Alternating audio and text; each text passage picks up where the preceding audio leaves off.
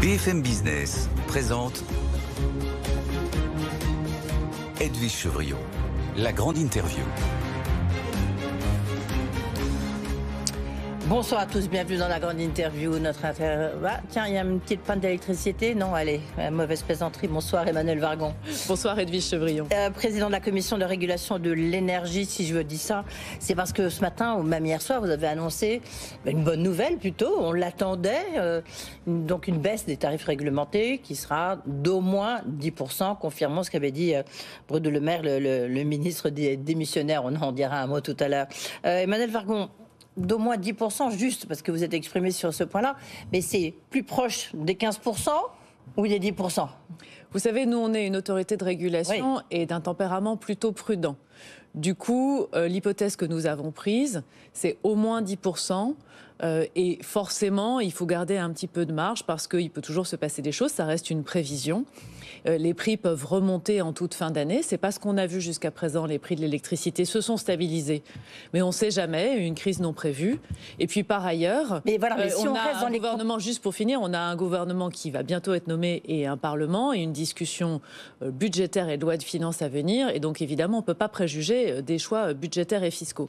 Sinon, c'est au moins 10% en ayant des hypothèses relativement prudentes. D'accord. Donc, à la limite, si on restait dans les conditions actuelles, ce serait plutôt vers le haut de la fourchette. Mais comme vous dites, il y a quand même deux interrogations. Le nouveau Parlement. Et puis, cette fameuse taxe qui pourrait échoir sur le dos d'EDF, voire d'Engie, mais qui concernerait surtout EDF, qui peserait pour 3 milliards. Elle rentre dans votre calcul déjà ou pas encore? Cette taxe, elle a été discutée, présentée. Pour l'instant, on a encore assez peu d'éléments techniques sur comment elle fonctionnerait. C'est plutôt une taxe pour l'avenir. Donc, pour l'instant, on n'est pas encore totalement en capacité de mesurer l'impact. Et donc, on attend de voir exactement comment est-ce qu'elle serait configurée. Et puis, elle n'est pas du tout décidée à ce stade. Ça sera vraiment gouvernement et Parlement qui vont en discuter. Donc, elle n'est pas prise en compte dans vos estimations? En fait, nos estimations sont des fourchettes avec des hypothèses d'augmentation fiscale, avec des hypothèses d'évolution de prix. Donc, globalement, si on prend un set d'hypothèses, si vous voulez, comme font beaucoup d'entreprises, on arrive dans une zone à moins 10%. Après, hypothèse par hypothèse, ça devrait être à affiner. Oui, d'accord. Cette hausse, cette baisse, comme vous dites, ça dépend si les prix continuent à baisser, les prix de l'énergie continuent à baisser, comme ça a été le cas depuis le début de l'année. Vos prévisions sont plutôt quoi sur l'évolution des prix de l'énergie? Donc, petit rappel sur les prix de l'électricité, ils étaient entre 40 et 50 euros du mégawattheure avant la crise. Ils ont atteint des niveaux stratosphériques, 1000, parfois même plus que 1000 euros du mégawattheure sur le marché spot. En prix annuel, on a eu une période où ils étaient extrêmement élevés, plusieurs centaines d'euros, 200, 300, 400 euros du mégawattheure, parfois plus même. Maintenant, ces prix se restabilisent, pour simplifier, dans une fourchette entre 60 et 80 euros du mégawattheure, selon qu'on regarde le marché quotidien ou les marchés par trimestre, et selon les trimestres ou même les années. Donc on considère qu'on va rester dans cette zone assez longtemps, entre 60 et 80 euros du mégawattheure. Donc la CRE n'anticipe pas une très forte augmentation sur la base des fondamentaux de marché actuels, parce que le gaz s'est stabilisé, parce que la production d'EDF est beaucoup remontée. Il faut saluer l'effort industriel qui a été fait. EDF a remonté sa prévision de production nucléaire pour 2024. La remontée significativement. Maintenant, ils sont entre 340 et 360 TWh. Donc, c'est bien mieux que ce qu'ils avaient dit en début d'année. Les énergies renouvelables produisent. Donc, la France exporte massivement. Du coup, on n'a pas de tension sur la production, donc pas de pression sur les prix pour l'instant. Après, il peut toujours se passer quelque chose. Les épisodes précédents nous mènent à une forme d'humilité sur les prévisions. Évidemment, il y a tout l'aspect, les risques géopolitiques, parce qu'il n'y a pas que ça eu. Évidemment. Cette hausse, en fait, il y avait une hausse aussi, parce que le prix de l'électricité, il y a trois composantes, notamment il y a le niveau des prix de l'électricité sur le marché, comme vous venez de l'expliquer, il y a le réseau et la production. L'augmentation du tarif réseau qui est lié au coût d'acheminement devait être de 1%. Alors celle-là, elle va avoir lieu. Elle va avoir lieu, celle-là. Oui, le gouvernement nous a demandé de reconsidérer notre décision, donc c'est ce qu'on a fait.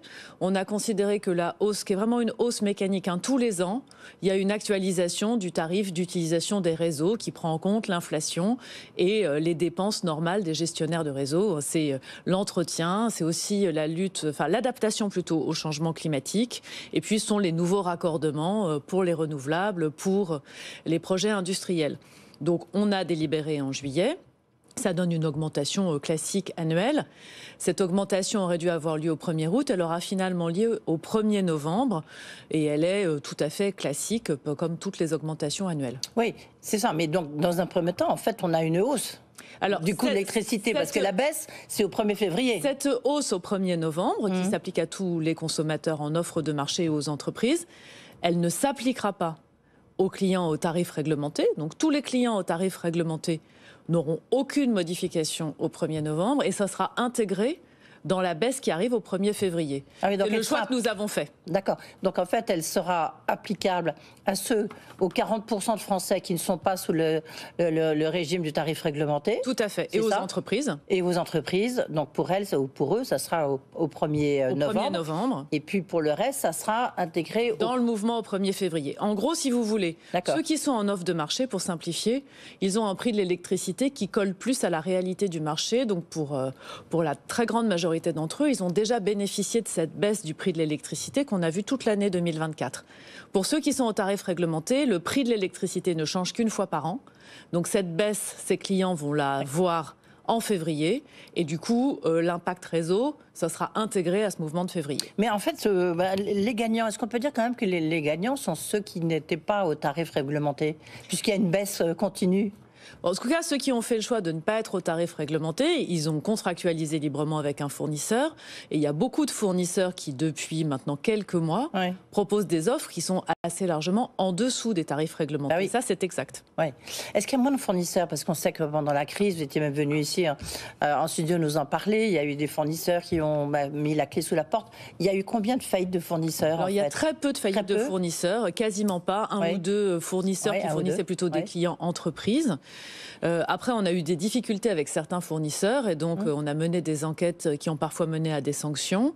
Et maintenant, on a retravaillé sur des lignes directrices de bonnes pratiques pour les fournisseurs et on a demandé à tous les fournisseurs de s'engager d'ici au 30 septembre pour nous dire s'ils allaient respecter ces lignes directrices. On attend une loi en fait parce qu'on a besoin de quelque chose qui rende ça obligatoire. Donc on aimerait beaucoup que ce soit repris dans un texte législatif et en attendant, on a commencé par le faire sur une base volontaire. Oui, ligne directrice de transparence en fait. Transparence et de bonne présentation des offres, de bonnes pratiques. Oui, c'est ça, de bonnes pratiques. Est-ce que l'année prochaine, il y aura est-ce que cette baisse de l'énergie qu'on a observée, parce qu'on reste quand même supérieur de 27%, le coût est supérieur de 27% par rapport à il y a 2 ans quand même, donc ça reste quand même encore très élevé, le niveau du prix de l'électricité, il y a 2 ans, même s'il y a une baisse en perspective. Il y a 2 ans, on était encore en période de crise. Mais ce qui est vrai, c'est que même avant la crise, les prix ont été bas. Dans les années 2015 à 2018, les prix ont globalement été très bas et on n'a pas retrouvé ces prix-là. Après, plus on a de production, la production nucléaire, la production des énergies renouvelables, plus ça détend le marché. Et surtout, si on arrive à bien utiliser les heures qui sont vraiment pas chères, les heures solaires par exemple, ça doit permettre de faire baisser le prix moyen pour les clients. Oui. De l'ordre de combien ? Parce que là, vous-même, vous l'avez dit tout à l'heure, c'est entre 60 et 70 euros. Oui, entre 60, 70, parfois 80, ça dépend des maturités. Et à votre avis, avec tout ce que vous venez de dire, on peut s'attendre, je ne sais pas, plutôt vers 50, retrouver les 50, je ne sais pas, d'ici une petite année, d'ici 6 mois ? D'abord, c'est très difficile à prévoir, donc je vais être extrêmement prudente. Ensuite, on a des forwards, c'est-à-dire qu'on a des prix pour les années 2026, 2027, 2028. Ces prix sont pas très loin de 60 euros. C'est plus que des prévisions, parce que ce sont des prix de marché sur lesquels s'échange l'électricité pour l'année 2026 ou 2027 ou 2028. Là, on n'est pas très loin des 60 euros pour l'instant. 60. Donc là aussi, vous prenez une marge. Vous restez prudent. Non, mais c'est la réalité du marché. Donc c'est ce que le marché dit aujourd'hui. Oui, d'accord. Donc, est-ce que... parce qu'en plus... je vous posais la question sur le prix de l'électricité, mais lorsqu'on regardait, là on vient, GRT Gaz vient de le dire, les prix du gaz ont baissé aussi de 2,9%, donc globalement, que ce soit pour les entreprises ou les particuliers, le coût de l'énergie est bien moins cher aujourd'hui. Oui, en fait, on arrive maintenant dans le monde aussi, post-crise en réalité. Oui. C'est-à-dire, on a des prix qui ne sont plus hérités de la crise ukrainienne, mais qui deviennent des prix qui deviennent les nouveaux fondamentaux de l'économie pour les années qui viennent. Oui. Là, on est, à votre avis, Emmanuel Wargon, dans un peu les nouveaux standards. On est dans une période de post-crise 2022, et que là, on est dans les nouveaux standards qui vont à peu près réguler l'énergie, au moins pendant les prochains mois. Oui, vous avez raison. On est en train d'atteindre les nouveaux fondamentaux de marché. Oui, d'accord. Oui, ça, c'est un point important. Est-ce qu'il y a un moment où il n'y aura pas un trop-plein d'électricité en France? Parfois, on l'a vu là avec les énergies renouvelables, photovoltaïques, il y a un moment qui, eux, ils n'ont pas de régulation, on va dire. Ils mettent toute leur énergie produite dans le système, et puis même s'il y en a trop, c'est pas grave. Mais eux, ils savent pas moduler ce que doit faire notamment EDF. J'essaie de faire un peu de pédagogie. Ça, on y travaille, hein, sur ce point qui est un peu compliqué, mais le fait que les énergies renouvelables, par exemple le solaire, ne soient pas incités à arrêter leur production quand il y en a trop, à réguler, quoi. C'est un sujet sur lequel, en étroite liaison avec le ministère et d'ailleurs les professionnels, on a l'intention de travailler, parce qu'effectivement, il y a un peu de réglage à faire dans nos mécanismes d'aide. Mais pour répondre à la question plus globale, où est-ce qu'on va en équilibre entre l'offre et la demande? Est-ce qu'il n'y aura pas trop d'électricité, là? En fait, je vous rappelle qu'on a quand même une vraie ambition de décarbonation. C'est l'accord de Paris, toutes les suites, c'est la nécessité de réduire vraiment fortement les émissions de gaz à effet de serre. Et cette trajectoire, elle prévoit moins de consommation d'énergie en général et plus d'électricité. C'est-à-dire, elle prévoit une bascule massive des usages des carburants, du gaz, de toutes les énergies fossiles, vers l'électricité qui, en France, est très très largement décarbonée entre le nucléaire, l'hydroélectricité et les énergies renouvelables. Et donc c'est cette bascule qu'il faut qu'on arrive à faire et à accompagner. Ça veut dire faire évoluer les usages et avoir de plus en plus de production face à de plus en plus de consommation. C'est vraiment tout l'enjeu, mais c'est pas l'enjeu de la Commission de régulation de l'énergie. C'est l'enjeu de la politique énergétique du pays. C'est l'enjeu du gouvernement, du Parlement, de tous les acteurs, de toutes les parties prenantes, parce que ça, c'est quelque chose qu'on ne réussit que collectivement. Aujourd'hui, au niveau global, toute énergie confondue, on est à combien de besoins de production d'électricité? Vous parliez tout à l'heure que EDF avait augmenté sa capacité à 360 TWh, mais au total, on a besoin de combien, l'économie française et nous? Alors, je ne voudrais pas vous dire de bêtises sur les chiffres, mais en tout cas, aujourd'hui, on exporte massivement de l'électricité. On a été dans une période, l'année dernière et celle d'avant, où exceptionnellement on a importé, c'est fini, on réexporte.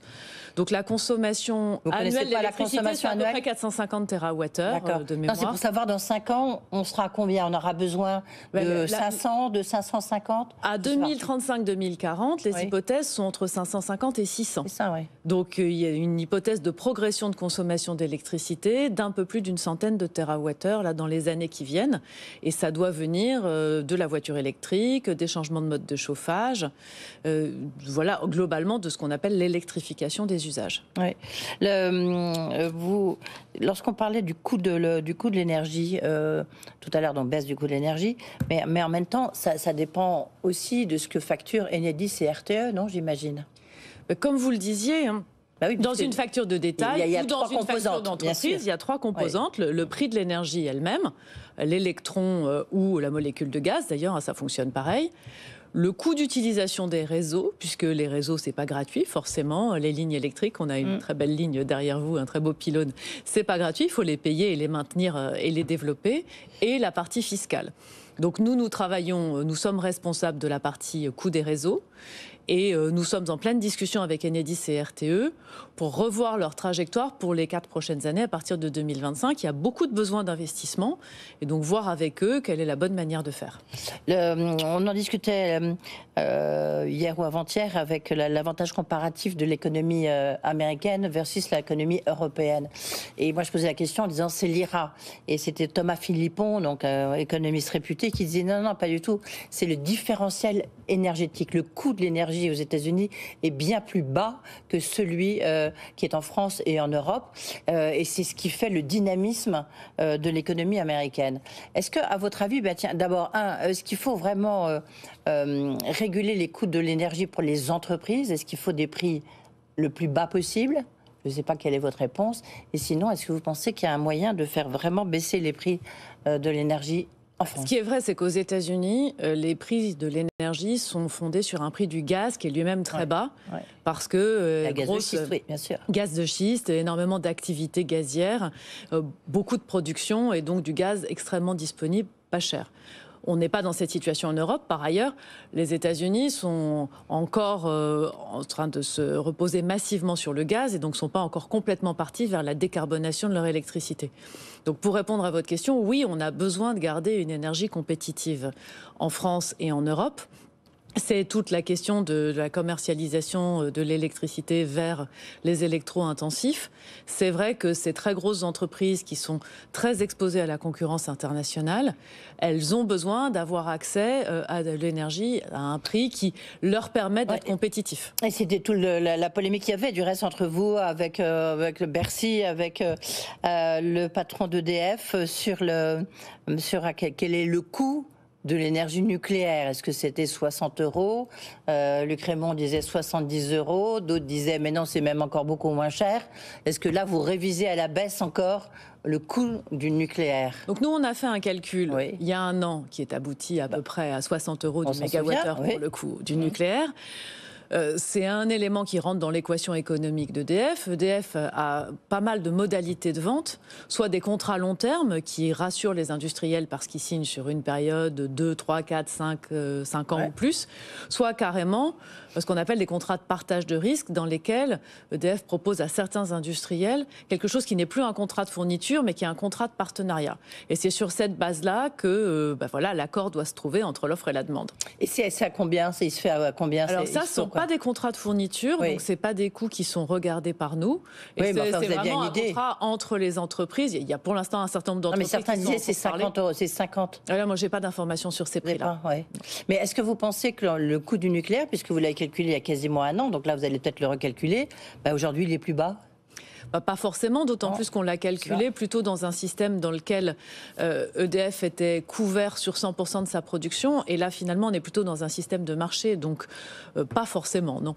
Oui, d'accord. Donc le coût de l'électricité, de l'énergie nucléaire, ne va pas baisser dans les prochains mois, voire dans les prochaines années. En fait, le coût de l'énergie, de l'électricité nucléaire, il rentre dans les prix de marché. Et je vous ai dit, les prix de marché, ils oscillent entre 60 et 80. Et à 3-4 ans, ils sont plutôt, enfin en tout cas pour l'instant, à 3-4 ans, ils ne sont pas très loin de 60. Oui, c'est ça. Donc il faudra attendre encore un tout petit peu.